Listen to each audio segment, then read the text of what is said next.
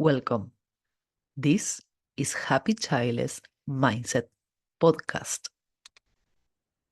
December the 24th, 2014, I ended the third hormone round from intrauterine insemination, IUI.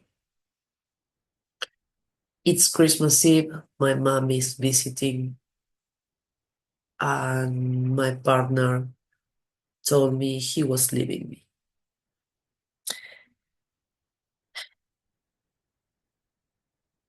My first response thought everything was, we're just 2 days away from the doctor's appointment that can result in me being mom.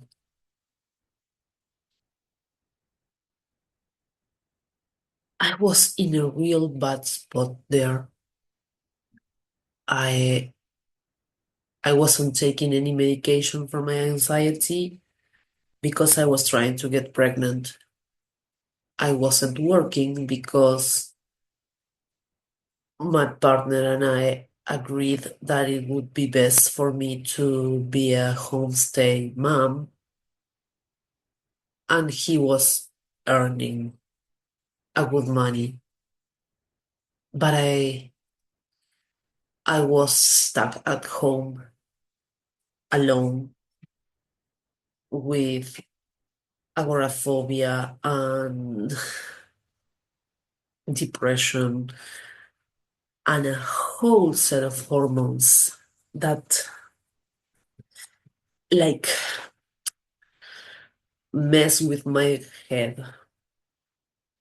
We don't talk enough about how the treatments, the hormones, the probing are invasive, and the things that they do with our mental health. I was a mess. To be honest, until a few years after what I'm telling you, I was such an angry person. And it took me a lot of inner work and reflection, and most of all, accountability and forgiveness toward myself first, to be able to have a happy life and to be able to be a kind person above all. Going back to my story, there was a level of financial abuse in my partnership, in my relationship with my partner. And on top of that, depression and anxiety, and my dog won't keep moving and making noise. I I lost the track of what I say.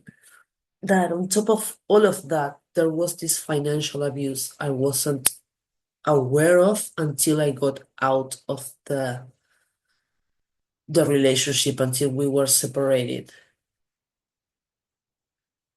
It was a really dark time for me, and I had some clue that I was really unhappy. And at the same time, I was this kind of zombie that get up every day and do the same things over and over, trying to accomplish something else that wasn't going to be there because I wasn't changing anything. I was just grinding life. So the fact that I didn't have a kid with that man was something positive, I think. Yeah, I'm childless. I don't know if he became a parent or not. I don't know anything about his life. But it would be it wouldn't be so wrong to have a child in that circumstance. I think my kid would have suffered a lot having me as a mom with that anxiety, that depression, that anger and sadness that I had. I the only emotion I was allowed to have in my childhood home was anger. And on top of that, being bullied every day didn't help me have another another emotion, another take of life on life. I felt like everyone was against me. The world was out to get me, and all I could do was fight and be angry and feel like attacking everything. It took me a while to realize that, yeah, we we don't always have the choice of what we are experiencing, but we have the choice to how we experience it. And it took me a while to realize that being angry was the one thing that was keeping me from having meaningful relationships and having friends and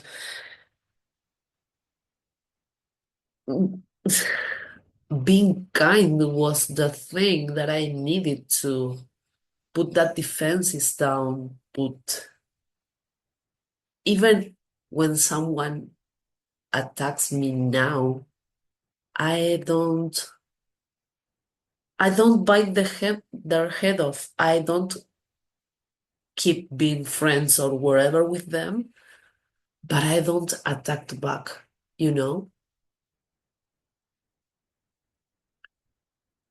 I I'm not a model of anything. I just learn a lot about how to perceive things different and realize that not everything I think is a bad thing. It's a bad thing. So going back to that moment,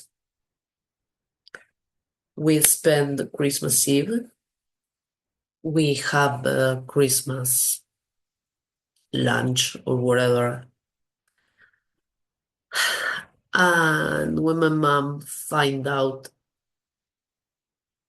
we were separating, she told me, take him back. He he's securing you financially. And that's so messed up. Of course, since I wasn't working, I was left with nothing. I had my bed and my dog, and my two dogs, because I found my second dog a few days before Christmas 2024, 2014. Sorry. So I had to kind of build myself up again. And sometimes I think those experiences made it easier for me to build my happy childless life because I had to start over so many times that I had a kind of a practice doing it. I also think that was the experience that built me up to have this happy life. because I feel that was the last time I was kind of close of becoming a mom. I it took me a while to lose the anger, to lose the depression. I went to my medication for my anxiety right away. I was having a hard time coping with the separation, the loneliness, the being locked in my home. It took me about a year and a half, 2 years to start changing my perception about things. And it was because some synchronicities made a person that I don't even know in real life. I just interacted with her a few times over the years. She sent me an invitation to a meditation, a free meditation, group meditation. And I thought, what the fuck? I'm going to go. If I don't feel comfortable or that's not for me, I would just go home again. I wasn't a curious person back then, or I rather shut up my curiosity, like my childhood curiosity. Kids are curious naturally, and I thought, yeah, okay, let's try this. Something is not working, and I don't know where to start changing things. So I went to that meditation. I'm not the kind of person that can be still for too long, as you can see if you are not just listening this podcast but watching it. I move a lot, so meditation is hard for me. But I went there and I felt something shifting inside me. I saw people that were kind and were open, and I wanted to become that. I wanted to be able to relate with people in an easy way without my walls and my spikes up. They they told me about a bunch of I don't know if there are spiritual gurus or how to say it, but people that give speeches and conferences and talks. They were on YouTube, their videos were on YouTube, and I started watching them. At first, I remember this notion of you choose how to see things, and I got really angry at it because it was like, you don't know the shit that's going on in my life. I am suffering more than the average person, and blah blah blah blah blah. And I don't remember how I came across Nelson Mandela's stories about he being in prison and he chose to stay free in his mind. And that hit me hard. I hope you're enjoying this episode. If you're enjoying this, please subscribe, follow. Okay, back to the episode. Because I thought, if this man that was in prison just because the color of his skin could find the strength and the, how do you say it? the the choosing of change his perspective and be happy even though the shit he is in, how can't I? Who the fuck am I to think that my suffering is special, that is my suffering is more than that people that don't understand what suffering is. So I started little by little. The first thing I did was this banner that I put on my fridge that they said it said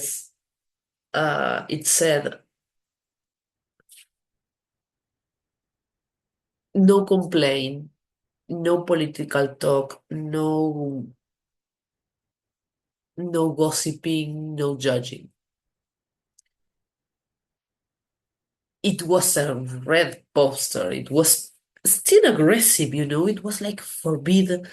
It was no judgment or no forbid. Judgment is forbidden, and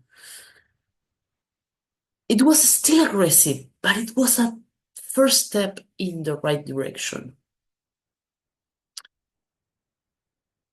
The the cat from Alice in Wonderland has came to my mind because I was before that I didn't know where I was going. I was kind of I think I already said this, but this zombie that woke up every morning and did everything exactly the same all the time without paying attention to anything more than I didn't achieve my goal again.